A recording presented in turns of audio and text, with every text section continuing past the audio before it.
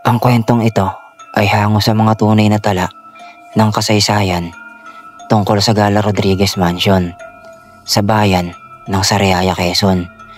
Ngunit may halo ang mga kwento at salaysay ng kababalaghan na ipinasa-pasa sa mga lokal at mga bumibisita rito. Sa gitna ng bayan ng Sariaya, Quezon, matayog pa ring nakatayo ang isang marangal na bahay na tila simbolo ng karangyaan at trahedya, ang Gala Rodriguez Mansion. Sa unang tingin, isa itong napakagandang bahay na may disenyo ng Art Deco. Mga detalyeng gawa sa kahoy at mga bintanang salamin na tila kumikislap sa ilalim ng araw. Ngunit sa likod ng ganda nito ay may lihim na pilit itinatago ng mga pader. Mga lihim na hindi kailanman natahimik. Noong 1930, ipinatayo ni Dr. Isidro Rodriguez, isang iginagalang na manggagamot sa Sariaya, ang mansyon bilang regalo sa kanyang asawang si Doña Gregoria Gala. Gusto nitong maging tahanan ng pagmamahalan, kasaganahan at alaala ng kanilang 7 anak. Ang bahay ay idinisenyo ng kanilang arkitekto na si Juan Nakpil, na kalaunay ginawaran ng karangalang pambansang alagad ng sining. May mga mararangyang chandelier, marmol na hagdan at malawak na hardin na dinadaluyan ng hanging amihan mula sa dagat. Ngunit bago pa man sila makalipat, isang malagim na pangyayari ang bumalot sa pamilya. 2 araw bago ang inaugurasyon ng bahay, si Doña Gregoria ay biglang namatay dahil sa karamdaman. Ang tahanang inalay para sa kanya ay hindi na niya kailanman natirhan.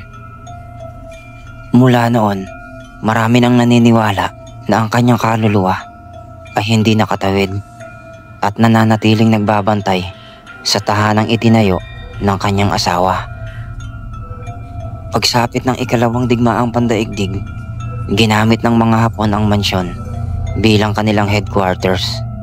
Ang ikalawang palapag ay inukupa ng mga opisyal ng Hapon, habang ang pamilya Rodriguez ay pinayagang manatili lamang sa iba pang bahagi. Araw-araw, naririnig ng mga anak ang mga yabag ng sundalo sa itaas at ang mga sigawan ng mga bihag na minsan ay dinala sa likuran ng bahay. Ang panganay na anak, si Carmen, ay naging pakay ng isang Hapon na opisyal na laging humahabol sa kanya. Dahil dito, napilitan siyang magtago sa ilalim ng bahay, sa isang lihim na cellar na ipinatayo ni Dr. Rodriguez bilang silungan. Araw at gabi, nakatago siya roon. Nag-iisa, tahimik at takot na takot. Ang tanging tunog na kasama niya ay ang pagpatak ng tubig mula sa kisame at ang kaluskos ng mga daga sa madilim na sahig. May mga nagsasabing minsan tuwing gabi ay naririnig ng mga kasambahay ang mahihinang hikbi at pag-iyak mula sa ilalim ng bahay. Akala nila'y guni-guni lang, pero sa kalaunan, nalaman nilang iyon pala ay si Carmen, nakatago, nanginginig sa dilim. Isang gabi, dahil ginamit ng mga Hapon ng bahay bilang base, binomba ng mga gerilya ang paligid ng mansyon. Isa sa mga bomba ay nahulog sa mismong garahe. Ngunit sa hindi maipaliwanag na dahilan, hindi ito sumabog. Ayon sa mga veterano, kung iyon ay sumabog, mawawala sa mapa ang buong bahay at ang pamilya. Simula noon, itinuring ng mga taga-Sariaya na may nagbantay na espiritu sa bahay. Marahil ay si Doña Gregoria mismo. Hanggang ngayon, nakatago pa rin sa ilalim ng garahe ang lumang parte kung saan sumadsad ang bomba. May mga bisitang nagsasabing kapag tumigil ka roon ng mag-isa, maririnig mo ang mahihinang ugong at putok. Parang binabalikan ng lugar ang huling alingaw-ngaw ng digmaan. Pagkatapos ng digmaan, muling nanirahan ng pamilya sa bahay. Ngunit simula noon, hindi na nila naramdaman ang katahimikan.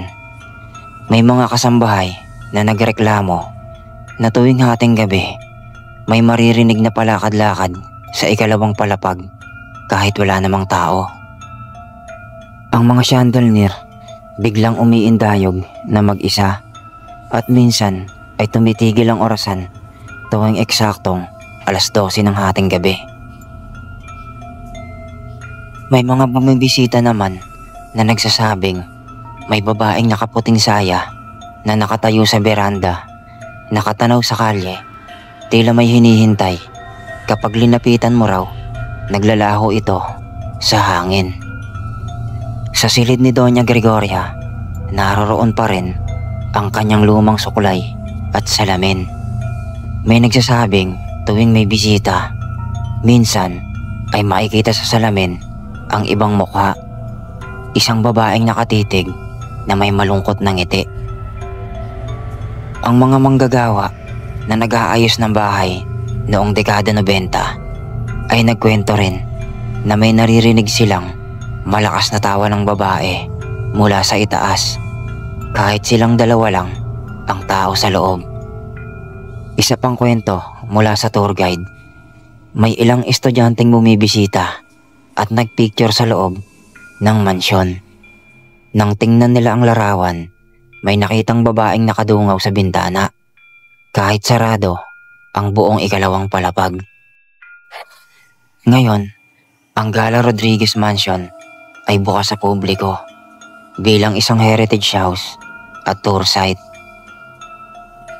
Marami ang humahanga sa disenyo, ngunit hindi rin maitatanggi ng mga bumibisita na may kakaibang lamig na bumabalot sa hangin sa sandaling pumasok ka sa loob nito.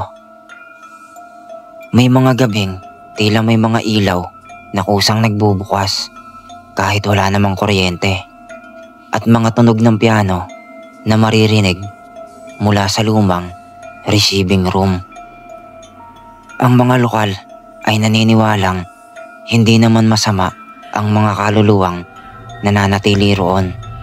Bantay lamang sila ng tahanang itinayo sa gitna ng pagmamahal, digmaan at sakripisyo. Ngunit may iba ring nagsasabing hanggang hindi tuluyang nakakapagpahinga ang Donya at si Carmen, mananatiling gising ang gabi sa loob ng Gala Rodriguez Mansion.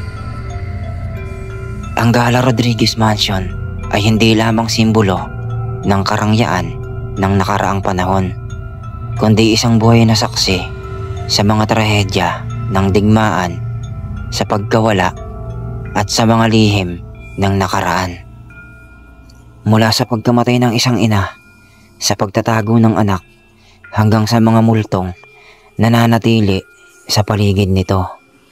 Bawat silid, bawat bintana at bawat yabag sa sahig ay tila nagkukwento ng mga alaala ng nakaraan. At sa bawat gabi na dumadaan sa Sariaya, kapag tahimik ang lahat, sinasabing maririnig mo ang mahihinang yapak sa itaas ng bahay at ang boses ng isang babae nag-aantay ng isang gabing muling darating ang kanyang minamahal.